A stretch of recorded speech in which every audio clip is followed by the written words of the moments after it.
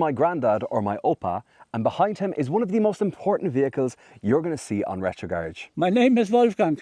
And this is his IFA P3. So the car behind us is, of course, my grandfather's IFA P3, an incredibly important and sentimental car to us because, well, a couple of years ago, the year he got this, he had a stroke, and he went through a course of rehab and trying to get better after it.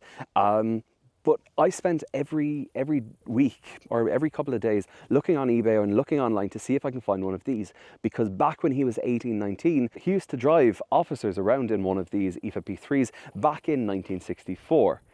And as luck would have it, as I was scrolling through eBay one day, I found an advert with like 20 different photographs of military equipment that was being sold off. And this was one of those. I think like 2 days after I made the call to that, whoever listed it on eBay, my aunt and my grandfather went down to see it, and I think 2 days after that then it came up from Turing up to where my grandparents live. But he'd taken the wheels off that evening to send them away to be powder blasted straight away because he could not wait to get this thing ready. But I'm going to talk you through why this IFA P3 is important and also show you some of the things about this car and why it's so special. So the IFA P3 was made back in 1962 to 1966 with only 4,000 of them ever made. And the reason that they kind of stopped making them was because they were too good. Basically, East Germany, obviously the DDR, was part of the Soviet Union, and the Soviet Union kind of decided that, well, they were too good for what they were, and therefore started this kind of, basically like an East German version of the Japanese gentleman's agreement, where they just said, we won't make any more military 4x4s, and they kind of stuck to that up until the very end of the DDR, or East Germany. This is very special though. So this is powered by, actually, let's show you the engine instead. And as Opa is about to show us here. Dan mag toe hoog. Oh. Daar rijden. Nee, daar rijden. Oh, weiter. Daar. Jo. Dan komt de bugel rüber. Door. This vehicle, the IFA P3, was powered by a special engine. It's called the Sachsenring. This one here, 2.4 litre, inline 6, 2 valves per cylinder, as you can tell by obviously the very narrow, look, at the end of the day, is still also a 1964 vehicle. 75 horsepower, which by today's standard doesn't seem like much, but at the time it was fairly decent for what it was. You also have a dry sump, which, because it's all-wheel drive, was quite because it was an off-road vehicle, was quite beneficial. You also have this box here to start it. Rather than you having to connect to the battery just in case it's like really cold or the battery is flat, you can literally just go straight to that box there. Then as well, you have an air filter that's quite high up, but we have what in German is called a Schwimmgehäuse. I don't exactly know what it is in English, but basically the idea is, regardless of like what angle the vehicle is at, that you always had some bit of fuel in the carburetor so that it always keep going. Whereas some carburetors, if you're too far like sideways or leaning too much, you know, you might actually starve the engine of fuel. Then as well, this here is the alternator, but if you look in beside it, there's space for another alternator, and the reason for that is, as Opa explained, you could essentially put another alternator in there that would just run the kind of the radio equipment. So the radio equipment, obviously military vehicle, and radio equipment used a lot of power. So rather than just running it off one alternator, you could actually have a second alternator that only ran the radio equipment. Then if you look around it, obviously look, you have stuff like an axe. Again, this is a military vehicle after all. And then on the other side, you have a spade here as well. Die trokkenopspuur is dat de motor heeft gelet schrikken. Yeah. Längere tijd, want der kriegt immer Öl. Ne? And Opa was just explaining that one of the reasons for the dry sump as well is obviously so that the engine always has oil in it, regardless of like what angle it's at. And also, apparently, it slightly cools the oil as well because it's up here behind, literally right behind the fan, rather than being at the bottom of the engine in a typical sump. But I think it's time. Do you want to start it? Wollen wir starten? It's starter. So Opa's just about to start it, obviously, the stick. Und los.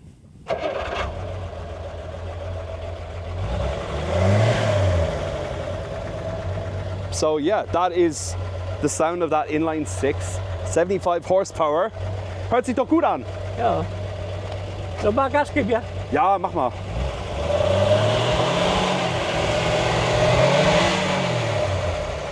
Obviously, this is my grandfather's pride and joy. He drove one of these in 1964 when he was like 18 or 19, and he drove like officers around in the East German military in one of these. So it's quite nice and fitting that he now also has a 1964 model as well, exactly the same year as he would have gone to the East German Army. We have a side exit exhaust, we have a spare wheel on the side, we have this, what you call it, big cover that you can take off. You can take off the hull cover. As you can see here, we currently don't have the windows in because they're actually in the back. They literally just slot in here. And as we walk around the back then, we can see just a normal door. And this panel here folds out in case you want to turn it into kind of like an ambulance. Let's say you needed to take someone away with you. You can sit people here. I think you can sit like 6 people in total, or like 5 people in total in the back, and then you can fit 2 people in the front. There we get a chance to see those windows. And yeah, it's a pretty interesting vehicle, really interesting. Like, everything's very flat. Man kann das Verdeck auch abklappen, abspriegeln. Dann kann man den als Cabrio nutzen. Design-wise, everything is really simple. Everything is straight lines, you know. And it is such a shame that they stopped production of East German like military vehicles and 4x4s, because I really would have loved to see what the successor to this would have looked like. If you consider around that time, obviously the Defender was just kind of coming into its own as well.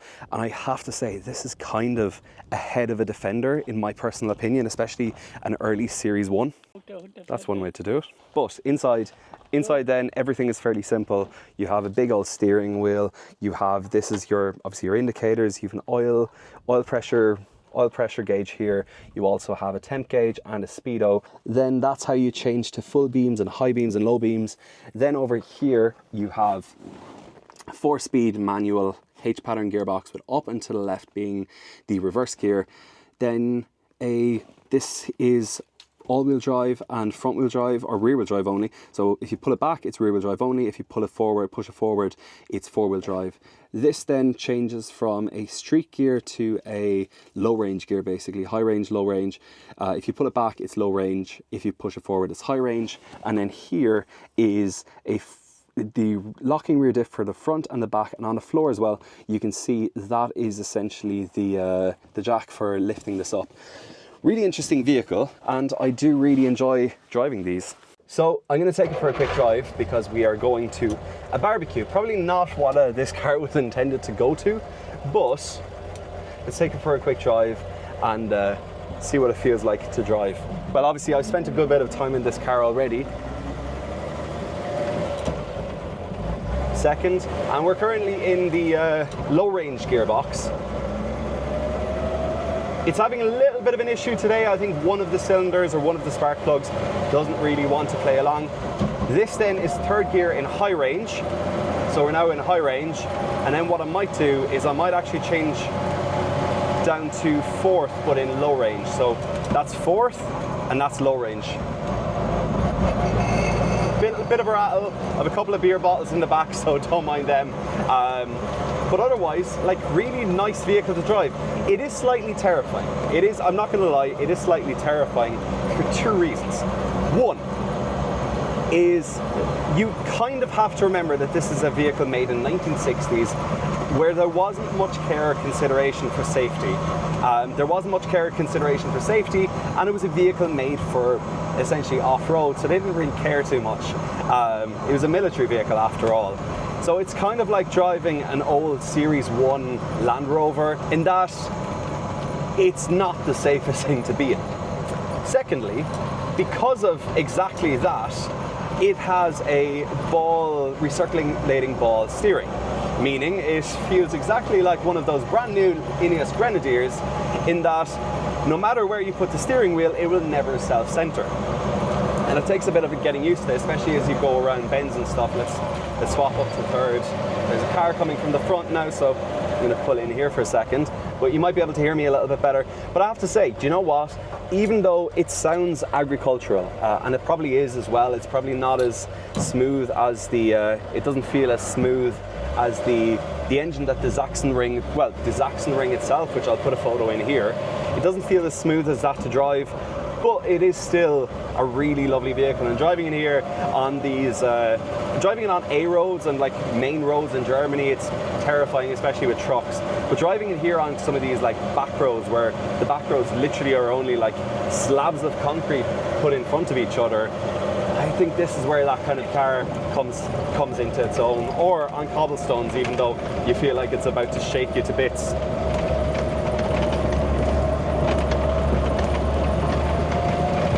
And then we're back to tarmac. That's fourth with what you call it, low range gearbox. But let me know your thoughts on my Grandad's IFA P3, and also please don't follow or subscribe to Retro Garage if you don't like old school or classic cars like this, my grandfather's IFA P3. And definitely don't join the other 580,000 people on Instagram who also like the same cars as I do. We'll talk to you as always in the next video. Cheers, take care, bye bye.